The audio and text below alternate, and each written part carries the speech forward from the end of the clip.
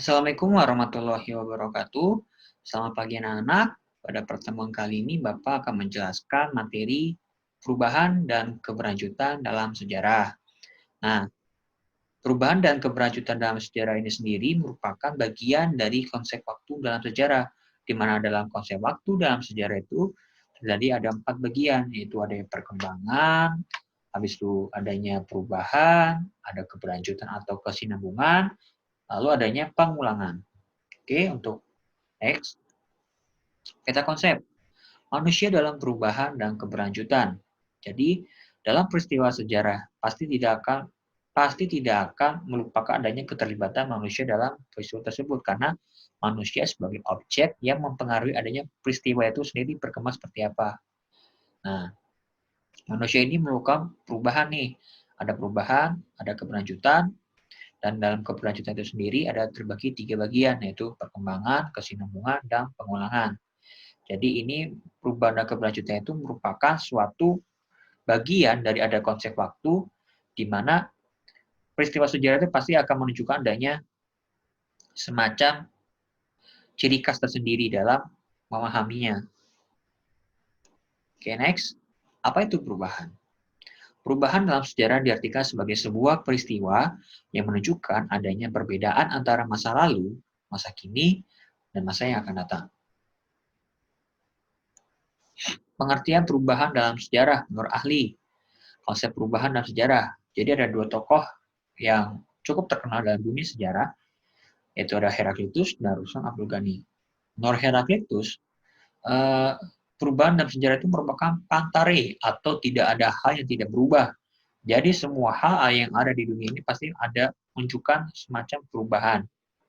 Lalu menurut Ruslan Abdul Ghani itu menyatakan bahwa ilmu sejarah dapat diibaratkan sebagai penglihatan pada masa 3 dimensi, yaitu dimensi lalu, dimensi masa kini, dan dimensi yang akan datang. Seperti apa yang dijelaskan oleh Bapak tadi di pengertian apa itu perubahan. Next, jenis-jenis perubahan dalam sejarah. Jadi ada 2 bagian besar nih. Untuk yang kiri, perkembangan kehidupan masyarakat yang berlangsung ada yang lambat atau evolusi, dan ada yang berlangsung cepat atau revolusi. Perubahan yang lambat contohnya adalah perubahan masyarakat di Pulau Jawa dari masyarakat pedesaan menjadi masyarakat perkotaan. Nah, dari adanya perubahan masyarakat yang pedesaan dan perkotaan ini sendiri itu kan membutuhkan waktu yang sangat-sangat lama. Jadi, masyarakat pada pedesaan itu kan muncul sekitar pada tahun 1800, 1700 itu kan masih masyarakat Jawa masih bentuk bekerja sebagai masyarakat yang dalam sektor petani atau pedesaan. Tapi ketika kita lihat sekarang, masyarakat di Pulau Jawa hampir sebagian besar merupakan masyarakat yang tinggal atau bekerja sebagai masyarakat perkotaan atau yang bekerja di wilayah kota.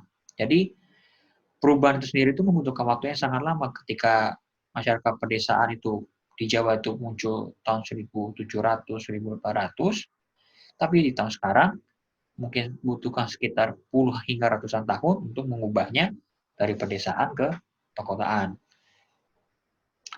Sedangkan perubahan yang cepat contohnya dari revolusi Prancis pada tahun 1789 yang secara singkat mengubah Prancis dari republik monarki menjadi republik Prancis. Jadi pada saat itu masyarakat Prancis itu menuntut nih adanya semacam perubahan dalam sistem sosial masyarakat Prancis. Nah, mereka melakukan unjuk rasa dan menggulingkan pemerintah kerajaan Prancis pada saat itu dan menggantinya menjadi bentuk republik. Jadi perubahan itu mereka unjuk rasa sekali, 2 kali, habis itu mereka perubahannya itu ingin sosial masyarakat itu lebih baik, dan mereka unjuk rasa dan pemerintah bisa digulingkan. Dan itu perubahannya secara cepat, hanya membutuhkan waktu sekitar setahun atau 2 tahun. Nah, itu disebut dengan revolusi. Lalu di bagian kanan, ada perubahan dibedakan atas keadaan yang lebih baik atau progres, dan keadaan yang lebih buruk atau regres. Perubahan yang lebih baik contohnya adalah modernisasi di benua Eropa di abad ke-18. Ketika pada saat itu ditemukannya mesin uap atau perubahan teknologi yang dikenal sebagai revolusi industri di Eropa, mengubah masyarakat Eropa yang sebelumnya di abad 18 itu masih mengandalkan sektor pertanian dan menjadi petani, berubah nih setelah adanya penemu mesin uap dan revolusi industri menjadi masyarakat yang menggantungkan di sektor industri. Nah, itu disebut dengan perubahan yang lebih baik atau progres. Perubahan yang terlebih buruk, contohnya krisis ekonomi Indonesia di tahun 1998-1999, yang mengubah ekonomi Indonesia menjadi lebih buruk. Ketika di tahun 98 itu ekonomi Indonesia cenderung dibilang baik, tapi ketika adanya unjuk rasa dan krisis ekonomi tahun 98 menyebabkan kondisi ekonomi Indonesia itu semakin turun. Jadi itu disebut dengan regres atau di mana kondisi yang sebelumnya stabil habis itu menurun. Seperti itu. Faktor penyebab perubahan. Dalam proses perubahan terdapat dua faktor yang mempengaruhinya, yaitu faktor internal atau faktor yang muncul dalam lingkungan masyarakat, dan faktor eksternal, yaitu muncul di luar lingkungan masyarakat. Dalam faktor internal sendiri itu terdapat 4 poin, yaitu perubahan penduduk, penemuan baru, discovery, innovation. Yang ketiga adalah konflik dalam masyarakat, dan yang keempat adalah pemberontakan. Lalu di faktor eksternal itu ada faktor alam yang ada di sekitar masyarakat yang berubah, 2 peperangan, dan ketiga pengaruh kebudayaan masyarakat lain. Lalu next, apa itu keberlanjutan? Keberlanjutan merupakan rangkaian peristiwa sejarah yang saling berkelanjutan. Setiap peristiwa sejarah tidak berdiri sendiri dan tidak terpisahkan dengan peristiwa yang lain. Kehidupan masyarakat merupakan mata rantai dari kehidupan masa lalu, masa kini, dan masa yang akan datang. Jadi contoh misal kita tahu peristiwa proklamasi kemerdekaan Indonesia pada tanggal 17 Agustus. Yang mendasari kemunculan atau lahirnya proklamasi tanggal 17 Agustus itu sendiri kan karena kekalahan Jepang. Lalu adanya penculikan Soekarno dan Hatta pada tanggal 16 Agustus baru proklamasi. Nah, dari rangkaian kekalahan Jepang, penculikan, dan proklamasi itu merupakan keberlanjutan dari adanya macam-macam peristiwa itu. Atau yang bisa disebut dengan kronologis atau berurutan. Next, pengertian konsep keberlanjutan menurut para ahli. Konsep keberlanjutan dalam sejarah. Ada 2 tokoh yang cukup terkenal dari dunia sejarah, yaitu Arnold C. Toynbee dan Kunto Wijoyo. Menurut Arnold, mempelajari sejarah adalah mempelajari masa lampau untuk membangun masa depan. Jadi, menurut Arnold C. Toynbee, bahwa sejarah itu dengan mempelajari sejarah itu kita bisa mengilhami, dapat mempelajari, oh seperti ini untuk membangun masa depan yang lebih bagus lagi dan lebih punya dasar yang kuat untuk cita-cita yang lebih baik. Lalu menurut Kunto Wijoyo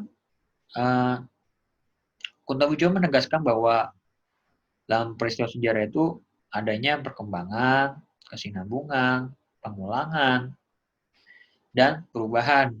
Jadi menurut Kunto Wijoyo keberlanjutan itu pasti akan menampilkan adanya semacam bahwa sejarah itu peristiwanya secara kronologis.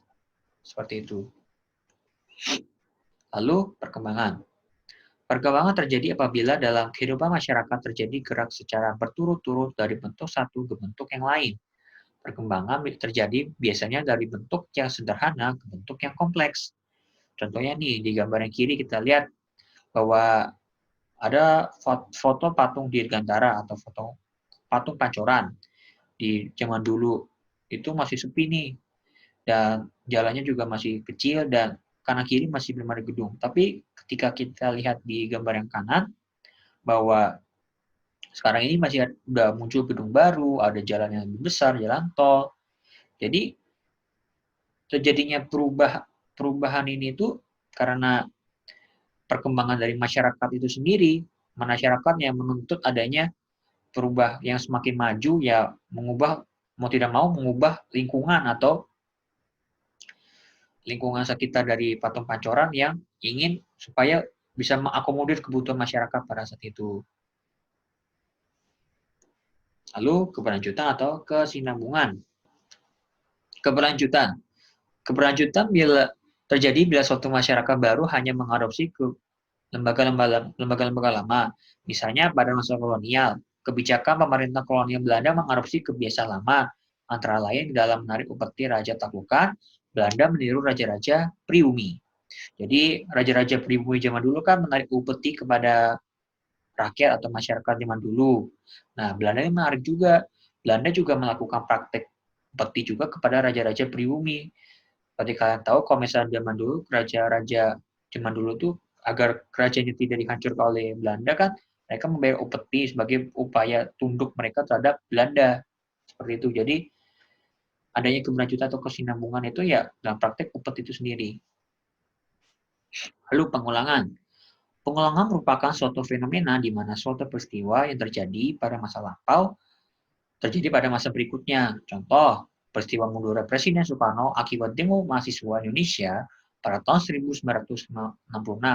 Ada di gambar di atas. Demikian juga yang terjadi pada peristiwa mundurnya Presiden Soeharto akibat aksi dan demo mahasiswa pada tahun 1998 di gambar bawah. Jadi dalam peristiwa sejarah itu pasti muncul adanya pengulangan. Pengulangannya apa? Pengulangan adalah aksi demo mahasiswa. Ketika zaman dulu, zaman Soekarno ada demo mahasiswa juga, di zaman Soeharto juga ada pengulangan juga, itu ada demo mahasiswa juga, yang berupaya untuk menurunkan posisi Presiden Soekarno dan Presiden Soeharto, seperti itu. Oke, demikianlah untuk penyampaian materi tentang konsep perubahan dan keberlanjutan. Terima kasih atas atensi kalian menyaksikan video pembelajaran kali ini. Kurang lebihnya mohon maaf.